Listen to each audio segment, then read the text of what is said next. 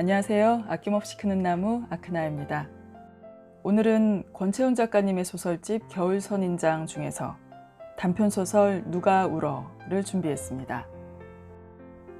이 작품은 등장인물들의 대화 내용이 길어서 연극을 전공하신 저의 지인분과 함께 녹음하게 되었습니다. 그럼 오늘도 즐거운 시간 되시길 바랍니다. 단편소설 누가 울어, 권채훈 지음. 민영감은 여자를 힐끔힐끔 쳐다보았다. 이 무슨 망발이냐고 마음을 다잡아 보지만 열도 못 새고서 다시 여자에게로 고개가 돌아간다. 여자는 그의 마음을 아는지 모르는지 홍 선생에게 바짝 들어붙어 앉아 연방 웃음을 흘리면서 허리를 베베 꼬고 있다. 흰 블라우스에 분홍색 엷은 가디건을 입은 여자는 꽤나 추워 보인다. 바람이 꽃무늬 치맛자락을 들추고 지나갈 때마다 여자가 어깨를 옹송거린다. 멍청한 여패네 같으니라고 저렇게 눈치가 없으니 저 나이가 되도록 거리에서 저짓거리나 하고 살지. 건들바람에도 나뭇잎이 우수수 떨어졌다. 일기예보는 바람 한 점 없는 화창한 가을 날씨라고 했는데 심심찮게 부는 바람결에 맥없이 떨어진 낙엽이 금세 발밑에 수북하다. 웬만큼 쉬었으니 또 운동을 해야겠다. 그는 네 발 지팡이에 힘을 실어 엉덩이를 들어 올렸다. 너무 오래 앉아 있었더니 일어서는데도 온몸이 삐거덕거린다. 홍 선생은 네 발 지팡이 때문에 더 걷지 못하는 거라면서 당장 그 네 발 지팡이부터 내다 버리라고 일장연설이었지만 그는 네 발 지팡이 없이는 한 발짝도 떼어놓을 수가 없다. 날씨가 좋을 때 운동을 해놓아야 이번 겨울에도 잘 넘길 수 있을 것이다. 민영감은 한 발 한 발 힘겹게 발짝을 떼어놓았다. 홍 선생이 앉아있는 벤치를 멀찌감치 돌아서 가자니 약간 비탈길이라 더 힘이 든다. 오늘따라 홍 선생이 더욱 밉살스럽다. 반신불수이기는 전하나나 매 한 가지인데 거동이 좀 수월하다고 해서 으스대는 꼴은 눈이 시어 보아줄 수가 없다. 그는 한참을 걸어가다가 뒤를 돌아다 보았다. 여자는 아직도 홍 선생과 같이 앉아 있다. 참 모를 일이다. 간밤에도 저 여자 생각에 밤을 새우다시피 했다. 한번 바람이 들었던 가슴이라서 지나가는 미풍에도 이리 설레는 모양이다. 곱게 물든 단풍나무 아래 망연히 앉아있는 여자의 모습이 눈에 들어왔을 때 간신히 눌러 가라앉혔던 그의 속에서 둥둥 북소리가 울려왔다. 그 소리는 점점 커져서 그의 온몸을 뒤흔들었다. 다시는 느껴보지 못하리라고 눈물 흘리며 아쉬워했던 바로 그 울림이었다. 작년 여름에 저승 문턱까지 갔다 왔다. 그래 그런지 하루가 소중하고 새삼스럽다. 정신이 가물가물하도록 열이 올라서 응급실로 실려갈 때만 해도 이제는 가는구나 싶었다. 현대의술이 참 좋기는 좋다. 담도에 돌이 생겨 담도를 막는 바람에 쓸개가 부어올라 터지기 일보 직전이라고 했다. 애들이 몽땅 몰려와서 눈물을 쏟아냈고 유언까지 했다. 옛날 같으면 벌써 황천객이 되었을 것이다. 옆구리에 구멍을 내어 쓸개즙을 받아내서 한숨 돌린 다음에 수술을 했다. 그 난리를 치르느라고 여름을 병원에서 보냈다. 처음 한 달은 그럭저럭 병상을 지키던 아내가 그의 드러눕는 바람에 간병인을 썼다. 처음에 왔던 간병인은 제 몸뚱이만큼이나 미련이 퉁퉁해서 사흘 만에 쫓아버렸다.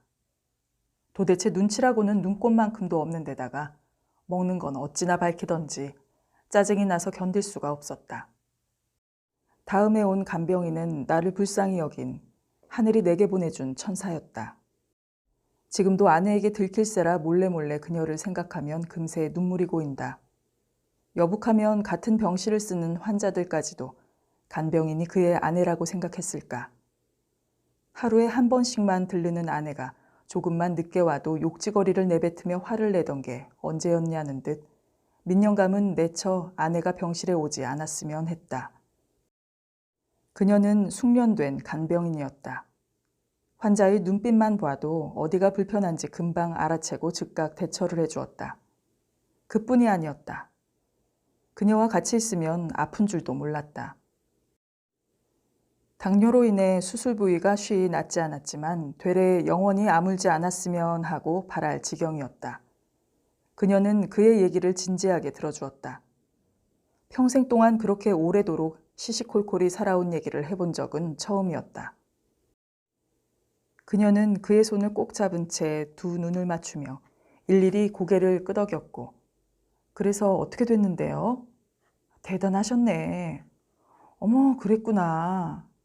하며 추임새를 넣어서 얘기에 흥을 돋았다.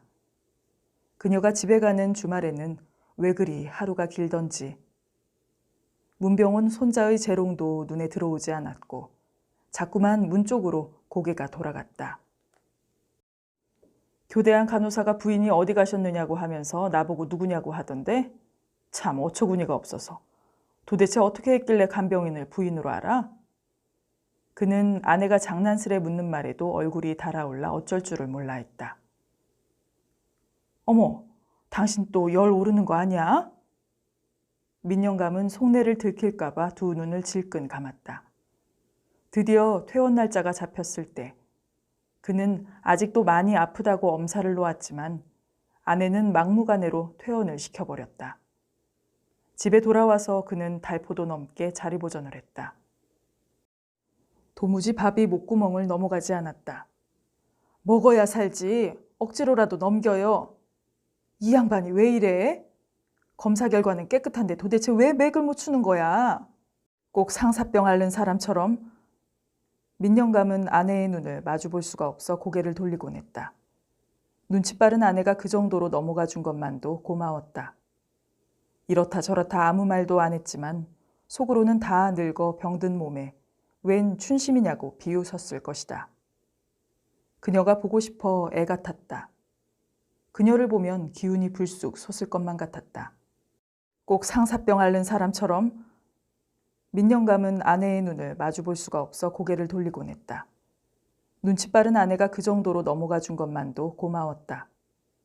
이렇다 저렇다 아무 말도 안 했지만 속으로는 다 늙어 병든 몸에 웬 춘심이냐고 비웃었을 것이다. 그녀가 보고 싶어 애 같았다. 그녀를 보면 기운이 불쑥 솟을 것만 같았다. 아내가 외출했을 때 휴대폰으로 전화를 걸어보았지만 그녀는 모르쇠를 댔다. 그녀는 어디까지나 직업에 충실했을 뿐이었다는 거였다. 그래도 보고 싶었다. 딱 한 번만 보러 와달라고 매일같이 통사정을 했지만 그녀는 사모님에게나 잘하세요 라는 말을 끝으로 다시는 휴대폰을 받지 않았다. 지금도 그녀의 나긋나긋한 목소리를 떠올리면 가슴이 저리저리하다. 아마도 대형 트럭이 주로 쉬어가는 고속도로의 휴게소에서 보온병에 커피를 담아들고 트럭 운전사들이나 후리면서 살아왔을 게 뻔한 저런 여자들이 봄부터 여기 공원에 하나둘 들락거리기 시작했다. 이 공원은 간편하게 식사할 수 있는 식당과 편리한 장애인용 화장실과 비를 피할 수 있는 원두막과 그늘이 좋은 나무 아래 띄엄띄엄 벤치가 놓여 있어 민영감처럼 반신불수가 되어 걸음이 온전치 못한 사람들이 운동하기엔 안성맞춤이었다. 날만 좋으면 아내는 그를 이 공원에 데려다 놓고 제 볼일을 보러 나다녔다. 목에 걸어준 휴대폰에 아내의 휴대폰 번호뿐 아니라 아들, 며느리, 딸, 사위의 휴대폰 번호까지 모조리 입력해 놓아서 아무 숫자를 하나만 눌러도 아내와 연결되었으므로 아내는 아내대로 마음 놓고 제 볼일을 볼 수 있었다. 7년 전 중풍으로 쓰러지던 순간 그의 몸뚱이 반쪽은 저 세상에 걸쳤다.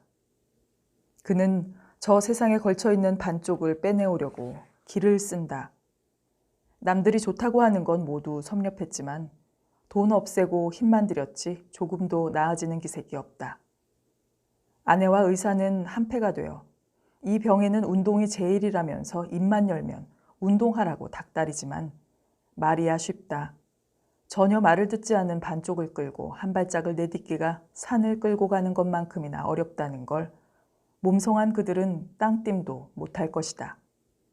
하긴 아내의 지극정성이 되레 그의 회복을 늦추었는지도 모르겠다. 아내는 자기의 불충을 보상할 좋은 기회라도 만났다는 듯 그에게 온갖 정성을 다했다. 매일같이 씻기고 닦이고 갓난에 다루듯이 그를 다룰 뿐만 아니라 그의 속마음을 읽어내는데도 귀신이어서 그는 손발 까딱 않고도 별 불편함을 모를 지경이었다.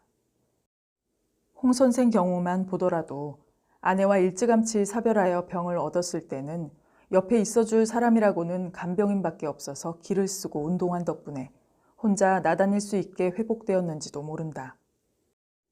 홍 선생은 여름부터 지팡이도 내던졌다. 그도 말은 안 했지만 겨울이 오기 전에 네 발 지팡이를 집어던지고 그냥 지팡이만으로도 걸을 수 있게 하리라 다짐을 하고 비만 오지 않으면 하루도 빼놓지 않고 이 공원으로 아주 출근을 하기로 작심했던 터이다. 게다가 며칠 전에 저 여자를 본 다음부터는 마음이 바짝 급해 있었다. 그는 이 공원에 운동하러 오는 환자들 중에서도 그래도 차림새가 그중 깔끔하다고 자부하는 터이긴 하지만 걸음걸이는 또 그중 못한 편이어서 그런지 들병이 여자들도 여간에선 그의 곁에 다가오지 않았다. 아무리 몸 상태가 그보다 낫다고 해도 나이로 보나 뭐로 보나 사내구실하기에는 어림없을 터인데 들병이 주제에 어쩌자고 홍 선생한테만 야사를 부리는지 생각할수록 부하가 치밀었다. 기껏해야 5,000원짜리 설렁탕이나 한 그릇 얻어먹을 뿐인데도 여자들은 일단 외모부터 보고 덤비는 것 같았다. 늙은이들이 모여서 소일하기 좋다는 탑골 공원에도 바카스 아줌마들이 영업을 한다는 소문에 참 해괴망측한 일이 다 있다고 혀를 차기는 했지만 집 안에서 맴돌던 그로서는 그저 막연한 상상일 뿐이었는데 이 공원에까지 진출한 저런 여자들을 보면 이 한 세상 살아가기가 여간 팍팍하지 않은 것 같다. 지난번에는 60이 다 되어 보이는 여자가 그에게 말을 걸었다. 어디서 본 듯한 친근한 인상의 여자였다. 막 단풍이 들기 시작하는 벚나무 아래 벤치에 앉아있던 여자는 그가 그 옆에 털썩 주저앉아 숨을 돌리기가 무섭게 기다렸다는 듯이 바짝 다가앉으며 셀셀 웃음을 흘렸다. 그는 말도 안 되는 소리를 하는 여자를 힐끗 쳐다보고는 이내 고개를 돌려버렸다. 말라빠진 데다가 앙상한 손등에 검버섯이 피어오른 여자는 그의 눈에도 여자로 보이지 않았다. 그가 본 척도 않자 그녀는 사탕을 까서 그의 손을 끌어다가 손바닥에 놓아주었다. 그는 하는 수 없이 사탕을 입에 물었다. 사탕은 그에게 금기된 식품이었다. 알싸한 맛이 입안에 돌면서 공연스레 눈물이 핑 돌았다.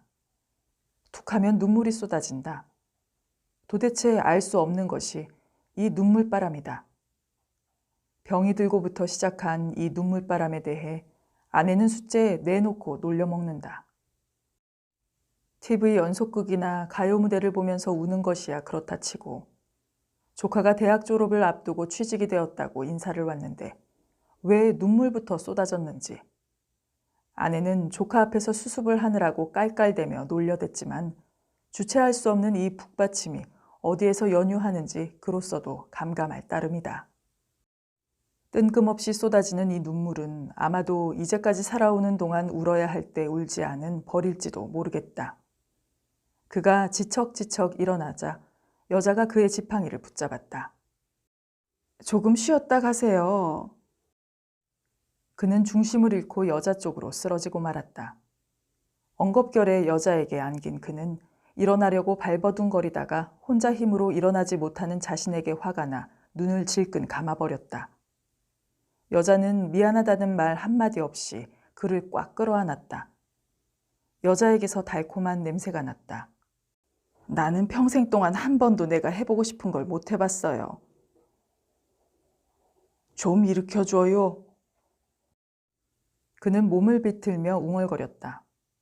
여자는 들은 척도 않고 그를 안고 있었다. 얼마나 시간이 지났을까? 될 대로 되라는 심정으로 그러고 있는데 슬그머니 몸이 일으켜졌다.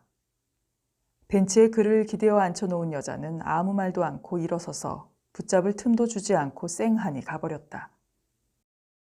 무안했을까? 그렇다고 그렇게 가버릴 건 또 무언가? 아쉬웠다. 채, 다 늙어 빠져서는 그래도 여자라고 재기는. 민영감은 투덜거리고 나서 눈길을 돌렸다. 대학생인 듯 싶은 여자애들 둘이 팔짱을 끼고 지나갔다. 그는 시야에서 그네들이 사라질 때까지 넋을 놓고 바라보았다. 제 주제꼴을 모르고 아직도 아름다운 여자에게만 눈길이 가는 건 또 무슨 주책인지 모르겠다. 민영감은 그 여자의 손길이 닿았던 가슴께를 만져보았다. 달콤하고 쌉싸름한 사탕 냄새가 번지는 것 같았다. 그 여자도 가슴에 한 깨나 묻어두고 사는 모양이었다. 그 여자는 그날 이후로 공원의 모습을 보이지 않았다. 며칠이 지나자 그는 그 여자를 기다리고 있는 자기의 모습에 실소를 금치 못했다. 그 여자는 무얼 해보고 싶었을까? 그 역시 그야말로 자기 의지대로 한 평생을 살아왔다고 할 수 없다. 천직이려니 하고 회사원 노릇해서 자식들 가르치고 집칸이나 장만하는데 한 평생을 다 써버렸다. 무얼 특별히 해보고 싶다거나 하는 욕심도 없이 남들 하는 대로 자식 공부시키고 남에게 패 끼치지 않고 살았으면 그걸로 대충은 실패하지 않은 인생이라고 자부하던 터였다. 그러나 한숨을 토해내듯 툭 던지던 그 여자의 말은 이상하게도 그의 뇌리에서 맴돌았다. 따뜻한 설렁탕이라도 한 그릇 사줬어야 하는 건데 그냥 보낸 게 후회스러웠다. 홍 선생은 연금을 타는 덕에 늘 호주머니가 두둑해서 그런지 그에게 말을 붙이는 여자들에게 점심을 잘 샀다. 여자와 팔짱을 끼고 식당으로 가며 민영감에게도 같이 가서 밥을 먹자고 했지만 그는 번번이 거절했다. 그는 이유 없이 누구에게 점심 한 그릇을 사준 적이 없다. 그야 혼자 먹는 점심보다 아무라도 좋으니 여럿이 같이 먹는 밥이 맛이 좋겠지만 오른쪽이 마비되어 불편하기만 한 왼손 수저질로 알지도 못하는 사람에게 동정을 사느니 차라리 혼자 앉아 먹는 게 편하다. 처음에는 혼자 식당에 앉아 밥을 사 먹기가 쑥스러워 쫄쫄 굶은 적도 있었다. 그러나 이제는 혼자 밥 먹는데도 익숙해져 의뢰에 혼자서 밥을 사 먹었다. 2바퀴만 더 돌고 점심을 먹어야지 하고 부지런히 걷는다고 걷는데 오늘따라 발걸음이 영 뒤퉁맞다. 식당에 들어서자 홀로 우두커니 앉아있던 홍 선생이 반색을 했다. 어서 와. 그렇잖아도 혼자 밥을 먹으려니까 절양에서 누가 오겠지 하고 기다리고 있었어. 아까 애는 어떡하고 혼자요? 아이고 왜 이래. 애는 무슨. 잠깐 말동무나 한 걸 가지고. 점심이라도 먹여보내지 그래? 그냥 보냈어? 생각 없대. 아주 사연 덩어리요. 셀셀 웃을 때는 간이라도 빼줄 듯 하다가 느닷없이 멍하니 앉아있는 걸 보면 정신이 오락가락 하는 것 같기도 하고. 자기가 무슨 발레리나였대나? 뭐 하긴 그런 여자들이야 주어 섬기는 대로 엮어지는 게 과거사니까. 그래 그런지 어딘가 좀 품이 있어 배긴 하더구먼. 발레리나? 백조처럼 하얀 옷 입고 나풀나풀 춤추는 여자? 왜? 관심 있나? 관심은 엊그제 텔레비에서 봤네. 한때 아무리 화려했으면 뭐하나. 지나내나 무대에서 쫓겨난 신생걸. 쫓아내긴 누가 쫓아내? 무대가 바뀐 거지. 아, 높은 데만 무대요? 내가 섰으면 거기가 다 내 인생의 무대지. 그려 잘났어. 저런 오기가 있으면서 어째 만날 그 모양이요. 우선 제대로 걷기나 해봐. 한 발짝 떼는데도 절절 매면서 입은 살아가지고. 왜? 입까지 죽어서야 당신 속이 시원하겠어? 관도. 괜히 열 올릴 거 없이 밥이나 먹자고. 아줌마 여기 우거지국 둘이요. 왜 마음대로 시키고 그래? 난 설렁탕 먹을 참인데. 됐네 이 사람아. 오늘은 잠자코 우거지국 먹고 그 우거지 쌈통이나 좀 펴라고. 내가 살 테니까. 연금 탔나 보지? 아, 내가 뭐 그까지 밥 한 그릇 못 살 형편일까 봐 걱정이요. 그래도 당신하고는 말이라도 통하니까 같이 먹고 싶어 그러지. 여기 운동하러 오는 화상들 말이야. 몸이 비틀렸으면 비틀린 거지. 왜들 그리 마음까지 비비 꼬여서는 맘 놓고 농담도 못 하겠어. 나도 그런데 뭘. 괜히 고깝고 서럽고. 아니, 아, 병난 지 7년째라며. 아직도 졸업을 못했어? 졸업이다 뭔가. 날이 갈수록 더 심해지는 걸.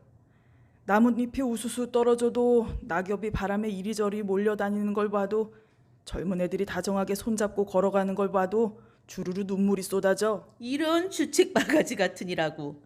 수도꼭지가 단단히 고장이 났구먼 그래. 그것도 다 달래줄 마누라가 옆에 있어서 어리광을 부리는 거라고. 아, 나봐.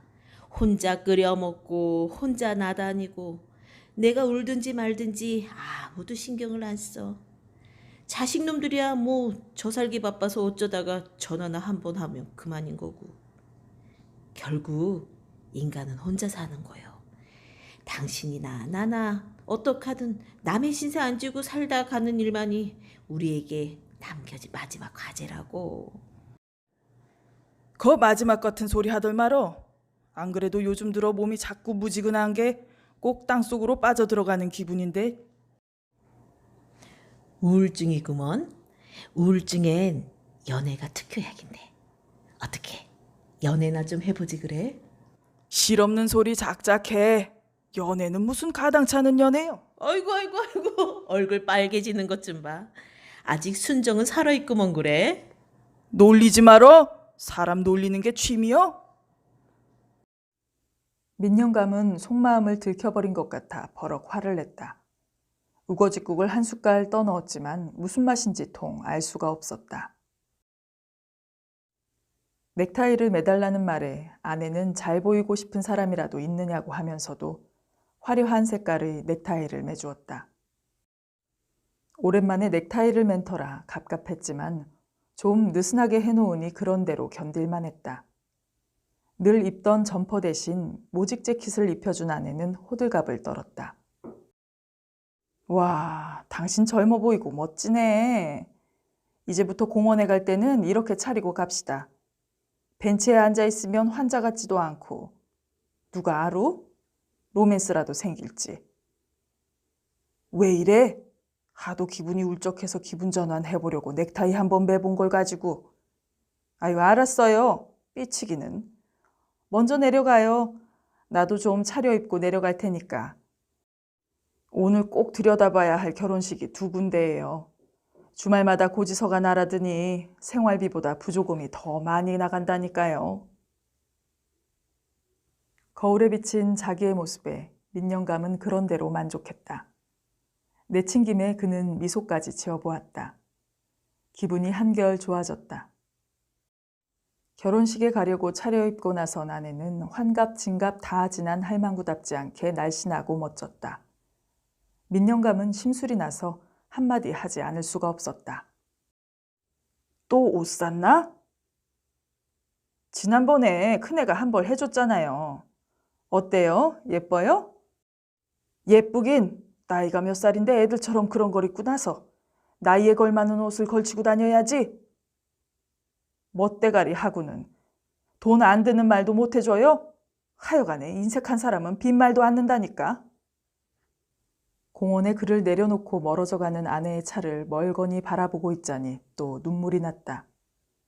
몸이 성했으면 아내와 함께 잔칫집에 가서 친척들을 만나 옛날 이야기도 나누면서 즐거웠을 텐데 남의 잔칫집에 불구의 몸으로 지척거리고 가면 공연히 좋은 일에 찬물을 끼얹는 걸 알아 집안일이고 친구일이고 모든 대소사에는 아내를 보냈다. 포기할 수밖에 없는 여러 가지 일상사들이 그에게는 모두 안타까움이요 서러움이었다. 날씨 한번 환장하게 좋다. 오늘은 일찍 나왔네. 어쭈? 양복에 넥타이까지 잡수시고 데이트라도 있나? 아, 왜 또 시비요, 시비가. 가뜩이나 심란한 판에 나 좀 내버려 둬. 당신이야말로 웬 멋을 그리냈어? 아이, 친구가 막내 사위 본다게 들여다보려고 세 바퀴만 돌고 휘 가봐야지. 하루쯤 운동 안 하면 어때서? 아이, 무슨 소리요? 밥을 한 끼 걸으면 걸렀지 운동은 못 걸으지. 운동을 하루 걸으면 그만큼 저승이 가까워지는데 나는 비가 오든 바람이 불든 운동을 쉬지 않기로 단단히 작정했어. 다른 친구들도 운동하러 올래나? 왜? 내가 먼저 간다니까 섭섭해? 섭섭한 거 좋아하네. 먼저 간다니까 시원하기만 하구먼. 마음에 없는 소리 하덜 말어. 아, 꼭 비틀어야 속이 시원해? 승질머리하고는. 이렇게 화창한 날에 집구석에 처박혀 있으면 화증만 더하지 뭐. 다들 슬슬 기어 나오겠지. 어제 왔던 그 여자도 살랑살랑 나타날걸? 다 없을 때 잘해봐. 우울증엔 연애가 특효라니까. 안녕하세요. 날씨 좋죠? 머리에 수건을 질끈 동여맨 초로의 남자가 그들에게 인사를 하면서 달려갔다. 밉살머리 하고는 언제 봤다고 인사야? 민영감이 퉁퉁거렸다. 왜 또 그래? 인사성도 밝고 좀 보기 좋아? 아이고, 저 튼튼한 종아리 좀 봐. 힘이 느껴지잖아? 다른데 다 놔두고 왜 꼭 여기 와서 사리마다 바람으로 뛰어다녀? 다니길. 누구 약 올리려고 작정을 했나? 이 사람 안 되겠구먼. 아, 자네가 이 공원 전세 낸 것도 아니고 뛰고 싶은 놈은 뛰고 걷고 싶은 놈은 걷는 게지. 왜 사사건건 시비야 시비가. 오늘 뭘 잘못 먹고 나왔어? 아, 지난번에 저 친구하고 잠깐 얘기를 해봤는데 마라톤 한 지 얼마 안 됐더라고. 집이 과천이라는데 개서 여기까지 뛰어왔다 간다 하나 봐. 뭐 올 때는 거뜬히 뛰겠는데 갈 때는 죽을 맛이라면서 죽기 살기로 뛰는 걸 보면 의지 하나는 대단한 것 같아. 아, 자네도 좀 본받으라고. 의지는 무슨 의지. 저번에 테레비 보니까 러너 하이라나 뭐라나 뛰다 보면 아주 행복해지는 순간이 있다던데. 그러게 하루도 안 빼놓고 뛰어나오는 거겠지. 냅다 달리기만 해서 행복해진다면 안 할 사람이 어딨어. 괜한 소리지. 자네도 군말 말고 부지런히 운동해서 나중에 마라톤을 해봐. 아, 행복해진다며. 자, 걷자고. 홍 선생한테 이끌려 두 바퀴를 돌고 나니 다리가 후들거렸다. 홍 선생은 누가 선생 아니랄까 봐 조바심이라도 내는 것처럼 벤치에 털썩 주저앉는 그에게 못 말리는 엄살쟁이라며 그래갖고 언제 내 발지팡이를 내던질 거냐고 한바탕 훈시를 쏟아놓고 가버렸다. 공원에 놀러 나온 사람들이 많은데도 공원이 텅 빈 것처럼 허전했다. 그는 자판기에서 커피를 뽑아 그 자리에 선 채로 자판기에 의지하고 서서 커피를 마셨다. 축 늘어진 오른손은 거치적거리기만 했지 커피 한 잔을 들지도 못한다. 옆에 누가 있었으면 저쪽 벤치까지 커피를 갖다 달라고 할 텐데. 지하철역에서 올라오는 길 쪽으로 몇 번이나 목을 빼고 보았지만 여자의 모습은 보이지 않았다. 혹시 홍 선생하고 다른 데서 만나기로 약속한 건 아닐까 하는 생각이 들자 마음이 불안해졌다. 어쩐지 갖은 모양을 내고 왔더라니. 그는 커피를 마시다 말고 쓰레기통에 종이컵을 던져버렸다. 공원을 둘러싼 청계산은 단풍이 한창이다. 공원의 벚나무는 단풍이 드는가 싶더니 금세 우수수 낙엽이 되었는데 산은 아기자기하게 단풍이 들어서 바라볼 적마다 눈물이 배어나왔다. 벤치에 앉아 먼데 산이나 바라보며 여자 생각이나 해야겠다. 발레리나였다고? 어쩐지 낭창낭창한 몸매가 매혹적이더구먼. 그는 재킷의 안주머니를 눌러보았다. 두툼하게 지폐가 잡혔다. 그간 아이들에게서 받아 모아놓았던 용돈이었다. 얼마면 예쁘고 따뜻한 스웨터를 하나 살 수 있으려나 모르겠다. 중풍으로 쓰러진 이후로 모든 재산 관리는 자연스레 아내에게로 넘어갔다. 평생 동안 틀어주고 펼 줄 모르고 모았던 재산인데 많지 않은 재산이지만 그 돈을 이제 어디다 쓸 것인가. 정년 퇴직하면 마누라 손잡고 세계 여행을 해야지 하고 별렀었지만 세계 여행은커녕 국내 여행조차도 어림없는 일이었다. 아내는 월세가 어디서 얼마나 들어왔고 어디다 어떻게 썼으며 남은 돈이 얼마라고 하면서 꼬박꼬박 적어서 그에게 보고를 했다. 처음에나 눈에 불을 켜고 감시를 했지. 이제는 아내가 주머니에 넣어주는 돈도 점심값으로 10,000원짜리 한 장만 빼놓고는 도로 아내에게 돌려주곤 했다. 아내는 남자가 주머니에 돈이 있어야 힘이 나는 법이라면서 안주머니에 10만 원짜리 수표 한 장은 꼭 넣어주었다. 여자가 단풍나무 아래로 걸어왔다. 어제 입었던 옷차림 그대로였다. 가슴이 쿵쾅쿵쾅 뛰었다. 그는 여자가 그의 옆에 와서 앉기를 간절히 바랐다. 그러나 여자는 그의 앞을 지나쳐 한 바퀴 휘 둘러보고 나서 저만치 뚝 떨어진 벤치에 가서 앉는다. 홍 선생을 찾는 눈치였다. 그녀와의 간극이 태평양만큼이나 멀게 느껴졌다. 어떻게든 말을 붙여 보아야지 하고 눈을 꽉 감고 호흡을 가다듬어 용기를 주술렀다. 홍 선생님 안 나오셨어요? 언제 다가왔는지 그녀가 코앞에 서 있었다. 뭐라고 말을 해야 하는데 입이 딱 붙어서 떨어지지가 않았다. 홍 선생님 모르세요? 여자가 다그치듯 물었다. 이따가 온다고 전화했던데 예식장에 다녀온다고. 이따 언제요? 배고파. 홍 선생님이 맛있는 거 사준다 했었는데. 그래요? 내가 대신 사드리면 안 될까? 영감님이요? 영감은 무슨, 아직 70도 안 됐는데. 좋아요. 뭐 먹을까요? 좋아하시는 걸로 드세요. 여기서야 메뉴가 뻔하죠 뭐. 뭐 그렇다고 그 몸으로 어디 다른 데 갈 수도 없고. 여자는 그새 그의 행색을 한눈에 훑어보고 점수를 매긴 듯했다. 이 여자가 뭘 몰라도 한참 몰라 그렇지. 홍 선생에 비하면 그에게 아파트가 있어도 하나 더 있었다.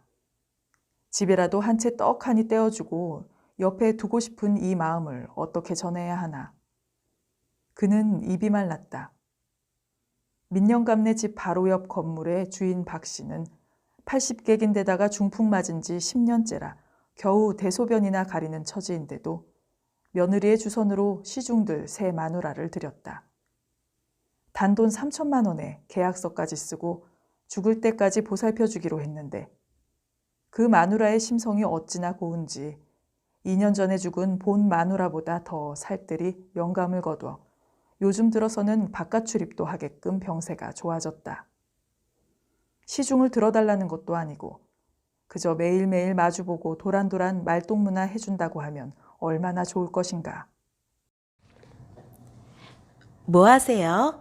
점심 먹으러 가요. 여자가 달라붙어 팔짱을 껴서 그를 일으켜 세웠다. 여기 식당은 설렁탕 아니면 우거지국 아니면 부대찌개? 지겨워. 뭐 산뜻한 메뉴 개발 좀 못하나? 아줌마, 여기 설렁탕 2개요. 식당에 들어가 앉자마자 제 맘대로 주문하고 나서 여자는 그를 빤히 쳐다보았다. 영감님, 자세히 보니까 미남이다. 내 첫사랑 그이랑 너무 닮았네. 영감님은 젊었을 때 무슨 일 했어요? 자꾸 영감 하지 말래도 그러네. 아저씨라고 그러면 어디가 덧나나? 이 일은 무슨 일? 백수건달로 살았지. 거짓말. 제가 이래봬도 산전수전 공수전까지 겪은 년이라고요. 반관상쟁이라니까요. 어디 보자. 공무원? 아니면 회사원? 하여튼 장사꾼은 아니야. 맞죠? 아주 자리 깔고 나서면 되겠네. 내 바람잡이 해줄까? 관둬요. 그 몸으로요? 거참 사람 앞에 놓고 그렇게 막말해도 되는 거요? 미안. 그만 일에 왜 화를 내고 그래요. 길지도 않은 인생 즐겁게 살아야지. 아저씨, 내가 재미난 얘기 해줄까? 김지미하고 나훈아하고 왜 헤어졌는지 알아요? 김지미하고 나훈아하고 같이 살았나? 이런 쑥맥 같은 아저씨하고는 둘이서 발을 씻어주기로 했대요. 먼저 여자가 훈아 씨 발 했겠죠? 다음에 남자가 지미 씨 발 했다는 거 아니에요. 지미 씨가 기분 나쁘게 왜 욕을 하느냐고 하면서 대판꼬리로 싸웠다는 거 아니에요? 그래서 헤어졌대요. 무지 재밌죠? 여자는 쉬지 않고 제잘거렸지만 모두 그런 류의 쓸데없는 헛소리뿐이었다. 하기는 쓸데있는 말이 무슨 소용인가. 때로는 쓸데없는 말이 더 욕이 날 때가 있는 법이다. 그는 밥 먹는 것도 잊은 채 여자의 얘기만 듣고 있었다. 에이, 다 식었잖아. 수저 이리 줘봐요. 여자가 그의 수저를 빼앗아 밥을 먹여주었다. 그는 여자가 떠 넣어주는 대로 대충 씹어서 꿀꺽꿀꺽 밥알을 삼켰다. 잘 먹었어요, 아저씨. 그런데 홍 선생님은 언제 와요? 글쎄, 올 때가 되긴 했는데. 그는 그녀가 가버릴까봐 조바심을 했다. 아무래도 지금 잡아두지 않으면 안 되겠다. 그는 밤새 연습했던 대로 조심스레 말을 꺼냈다. 저기 부탁이 있는데 여자들 스웨터 하나 사려면 얼마나 드나? 마누라 선물을 하나 사줘야 되는데 사러 갈 수도 없고 뭘 사야겠는지도 모르겠고 좀 사다 줄래요? 그의 말에 여자의 눈이 반짝 빛나는 것 같았다. 스웨터 나름이죠, 뭐. 10,000원짜리부터 수십만 원짜리까지. 이거면 될라나 모르겠네. 그는 안주머니에서 준비했던 봉투를 꺼냈다. 사이즈는 아주머니하고 비슷한 걸로 사면 되고 혹시 돈이 남으면 아주머니 거도 하나 사요. 심부름 값으로. 대신 마누라 맘에 들만한 걸로 사야 돼요. 그 홍 선생한테 듣자하니 발레를 했다면서. 그러니 예술적 안목은 있을 테고. 덕분에 우리 마누라한테 점수 좀 따봅시다. 여자는 낚아채듯이 봉투를 가져다가 속을 들여다보더니 도로 내밀었다. 왜? 장나? 아니요. 언제 봤다고 저한테 이런 심부름을 시키는 거예요? 척 보면 알지. 아주머니만 반 관상쟁인 줄 아루? 나도 내일 모레면 70인데 반 귀신이지. 여자는 한참 동안 그를 빤히 바라보더니 봉투를 챙겨 핸드백에 넣었다. 걸렸구나. 그러면 그렇지. 돈 앞에 장사 없지. 게다가 당신 형편에는 한 푼이 새로울걸. 그는 재빨리 주산알을 튕겼다. 소시적에는 주산왕으로 이름을 날렸던 그다. 그만한 액수면 여자의 마음이 그에게로 기울 것이 틀림없다. 재물이 있는 곳에 마음이 있다 하지 않았는가. 봉투에 넣은 돈은 30만 원이었다. 10만 원짜리 스웨터를 하나 사고도 20만 원이 떨어지는 장사를 왜 하지 않겠는가. 혹시 홍 선생이 알게 되더라도 알 바 아니다. 나름대로 투자하는 거니까. 인생을 살아가는데 꼭 필요한 건 산수다. 고등수학 말고 그냥 산수. 덧셈, 뺄셈, 곱셈, 나눗셈. 이 4가지면 사는데 지장이 없을 뿐만 아니라 이 4가지만 잘해도 얼마든지 잘 살 수가 있다. 어머니가 억척스럽게 주산을 가르쳤던 걸 그는 두고두고 고마워한다. 10년 전 아내의 불장난을 뻔히 알고도 모른 척 넘어간 건 어디까지나 그의 계산 속이었다. 마음 같아서는 당장 갈라서고 싶었지만 그의 계산으로는 갈라서 봤자 무슨 이문날 일이 없었던 것이다. 되레 고삐만 잔뜩 틀어주고 모르는 척 눈 감아주는 것이 계산상으로 훨씬 나았다. 수틀리면 언제라도 들이밀 증거는 다 사진을 찍어 놓았다. 심부름센터 직원에게 그가 알고 있다는 걸 아내에게 슬쩍 흘리라는 말도 잊지 않았다. 그는 평생 동안 손해볼 일은 일찌감치 피해 다녔다. 그러는 그에게 아내는 진절머리가 났을 것이다. 그렇지만 한 푼이라도 아껴 따박따박 모은 재산 덕분에 늙고 병들었지만 큰 소리치며 살 수 있게 된 것이 아닌가. 덜렁대고 마음 헤픈 아내에게 월급을 맡기지 않은 게 얼마나 다행인지 모르겠다. 재테크니 뭐니 해가며 돈주머니를 내놓으라고 갖은 아양의 협박까지 했던 아내를 그는 한마디로 잘라버렸다. 어떻게 생각하면 진작 아내에게 돈주머니를 맡겼더라면 지금보다 훨씬 여유로운 생활을 했을지도 모른다. 아내의 청에 못 이겨 퇴직금의 일부로 사놓았던 허름한 연립주택을 시에서 사들여 공용 주차장을 만드는 바람에 가만히 앉아서 몇 천을 손에 쥐게 되었으니 요즘 들어서는 아내의 복으로 이나마 유지하고 사는지도 모르겠다는 생각이 들기도 한다. 많이 기다렸소? 미안해요. 한 군데는 수원이고 한 군데는 영등포니 한가지게 밥도 못 먹고 달려나왔는데도 늦었네. 점심은 자셨소? 여자가 그의 팔짱을 끼고 공원을 한 바퀴 돌아와 그를 벤치에 앉혀놓고 화장실에 간 사이에 아내가 나타났다. 서둘러 오느라고 열이 올랐는지 아내의 발그레한 얼굴이 고왔다. 공연히 심술이 났다. 옛날 애인이라도 만났나 보지? 한 동네 살았다며? 원 별소리를 다 하네. 그 사람 죽은 지가 언젠데? 이 듣는 데서 무슨 말을 못해. 왜 갈수록 강짜요 강짜가? 아내는 보온병을 꺼내 커피를 따라주고 어깨를 주무르고 하면서 수선을 피웠다. 그는 커피를 마시며 멀리 화장실 쪽으로 눈길을 주었다. 여자가 화장실 앞에 서 있다. 바람이 여자의 치맛자락을 들었다 놓았다. 그는 손을 높이 들어 기지개를 켜는 척 하면서 손을 흔들었다. 여자가 지하철역을 향해 걸어갔다. 다음 날도 그 다음 날도 여자는 공원에 오지 않았다. 일주일이 넘게 그녀를 기다리느라고 민영감은 거의 초주검이 되었다. 계산이 틀렸나? 간혹 계산이 틀리는 적도 있기는 하지만 그러면서도 그는 그의 병이 나고 말았다. 열이 오르고 목이 잠기고 코가 막히고 손가락도 까딱 못할 만큼 전신에서 힘이 다 빠져버린 것 같았다. 아내는 입원하자고 했지만 그는 집에서 알았다.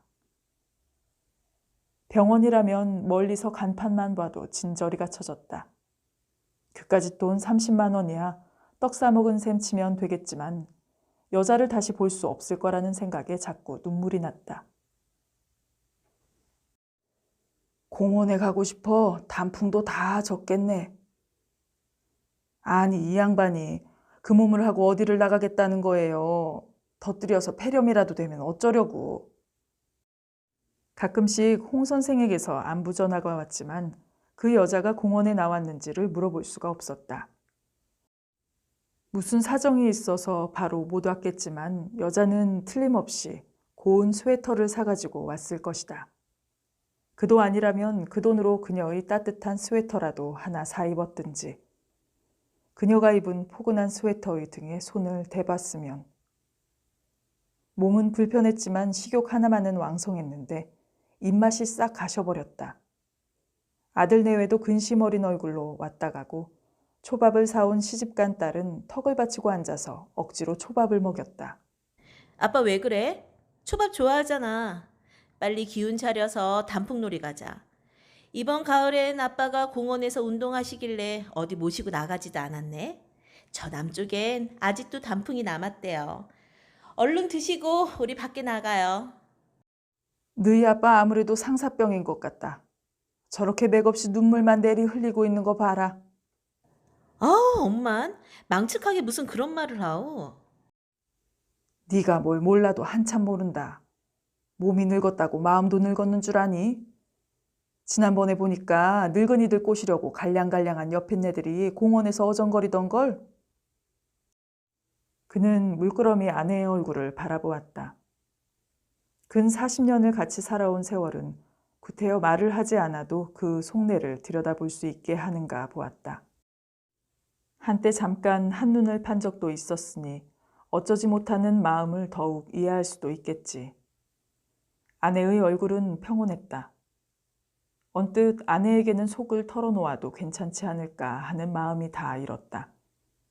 어렸을 적에 한두 달쯤인가 젊은 여자가 그의 집에 귀거한 적이 있었다. 아버지가 이름 모를 병으로 앓아눕자 어머니가 눈치를 채고 여자를 데려와 아버지의 병간호를 하게 했다. 그 여자는 나중에 어머니의 주선으로 어머니의 친정 동네로 재가를 했고 아버지는 다시 일상으로 돌아왔다. 어서 잡숫고 공원에 바람 쐬러 갑시다. 너무 누워만 있어도 사람이 휘지니까. 아내와 딸의 부축을 받아 공원 벤치에 앉아서 먼 산을 바라보니 단풍 들어 곱기만 하던 나무는 잎을 다 떨구고 겨울채비를 하고 섰다. 겨울을 나려면 앙상한 가지인 채로가 더 나은가 보았다. 스산한 날씨 탓인지 운동하러 나온 환자도 눈에 띄지 않았고 들병이로 보이는 여자도 자취가 없었다. 누구 찾아요? 찾기는 아무도 안 나왔네.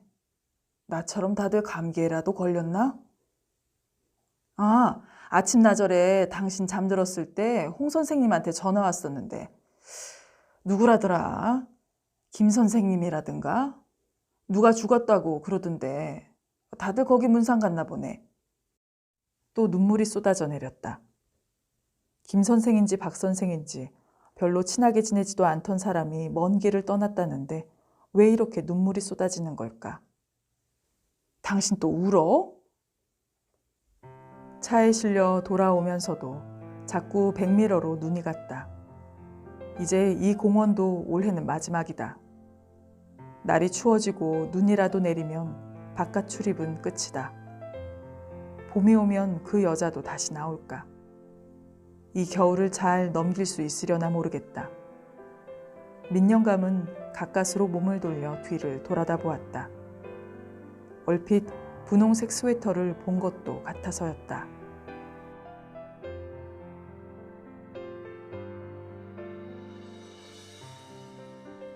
네, 지금까지 단편소설 누가 울어였습니다. 오늘도 아크나의 낭독과 함께 해주신 여러분 감사드립니다. 즐거우셨다면 좋아요 눌러주시고요. 아직 구독 버튼 누르기 전이시라면 구독과 알림 설정 함께 눌러주시면 감사드리겠습니다. 또 좋은 작품으로 찾아오겠습니다. 편안한 시간 보내세요. 감사합니다.